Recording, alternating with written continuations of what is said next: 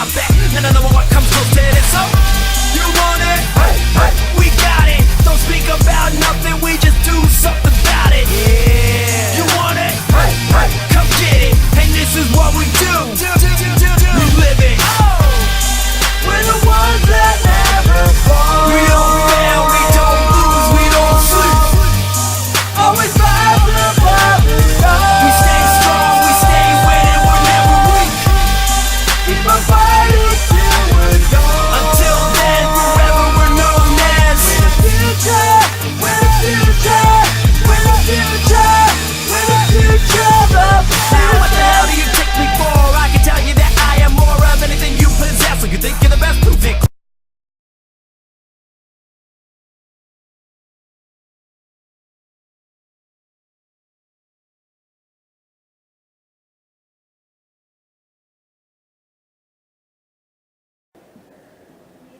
I'm Stephen Faust, from the co-founder of the Headlock Headlines, and to my right is my special guest Jimmy Nuts from Elite Wrestling. Thank you for joining me, Jimmy. Thanks for having me. I appreciate it. Jimmy, tell me, at what age did you start getting into pro wrestling? I actually first got into professional wrestling when I was about 17 years old. That's when I moved down to West Virginia.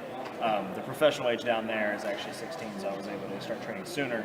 I lived in Pennsylvania at the time, so I would drive about 3 hours south to go to West Virginia and start training about 17. So.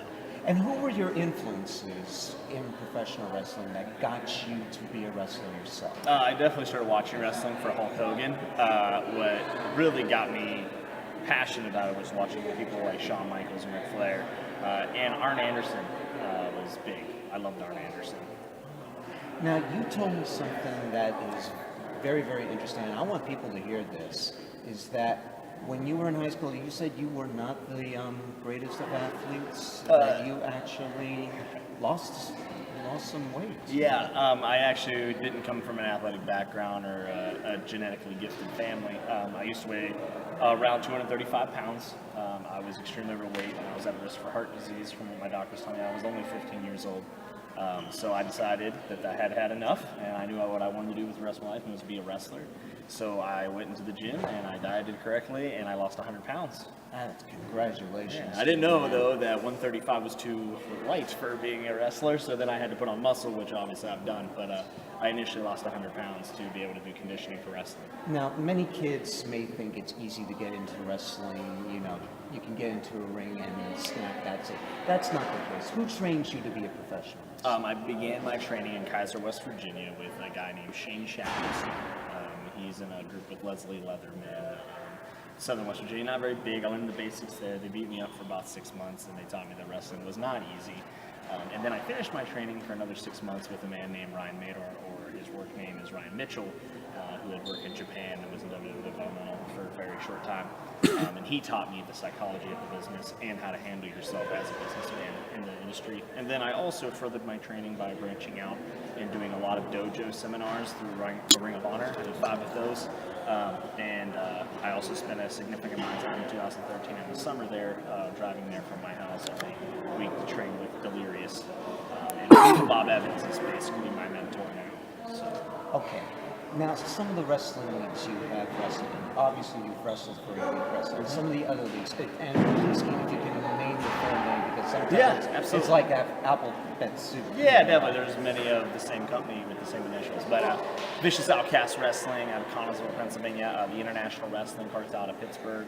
I used to be ran by Norm Connors, who's actually the home federation for Colt Cabana and CM Punk at one point. Very prestigious backstory to that place.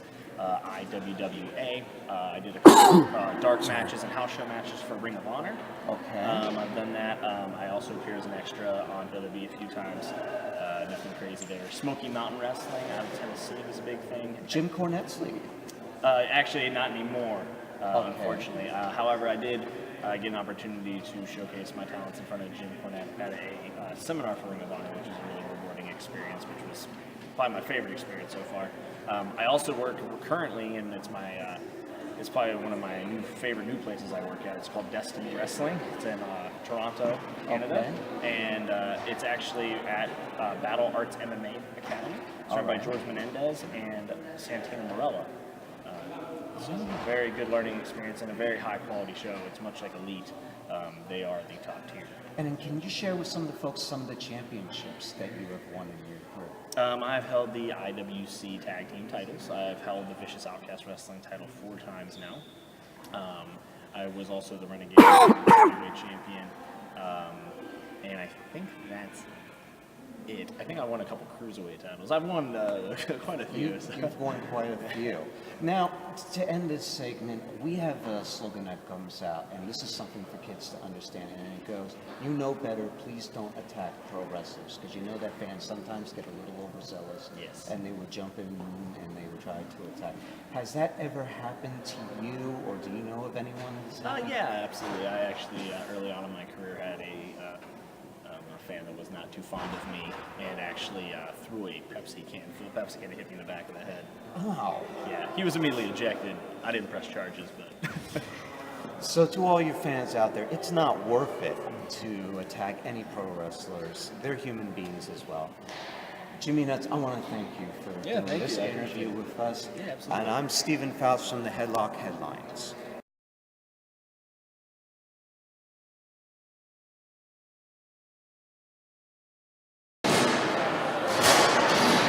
We are here at the Hanover Township Community Center. This is Over the Ropes. I'm Stephen Faust along with James Brickhouse for Elite Wrestling. James, I don't know what to say. I mean, King Kakoa is the brand new Elite Wrestling Heavyweight Champion, but this is not the way I expected this. Nobody expected to see it go this way. I mean, you know, Martinez had the upper hand in the entire match. Well, can't say the entire match. These two gladiators put each other to hell. And what happened at the end when the lights went off, turned around, triple kick by Kakoa, King Kakoa, whatever he goes by now, and ends the match. You know, for like 5 minutes, we got to see the Cross sit there with the evil laugh. And Cross made its presence known in more ways than one. But let's get through the entire card. Our first match, Jimmy Nuts wins in a big way over beautiful Bobby Shields. Big win for Jimmy. Oh yeah, Jimmy never seems to fail his fans. He's always quite impressive, always on top of his game. And here's one of the wins for the Cross. Lord Jason Karloff beats Mr. Touchdown, Mark Angelizetti, but a lot of interference.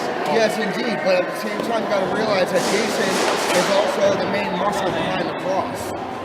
And let's make something very clear. Wyndham James Winthorpe III, the general manager for Elite Wrestling, came out and told Ricky Martinez that if he laid a hand on any members of the Cross, he would be fired.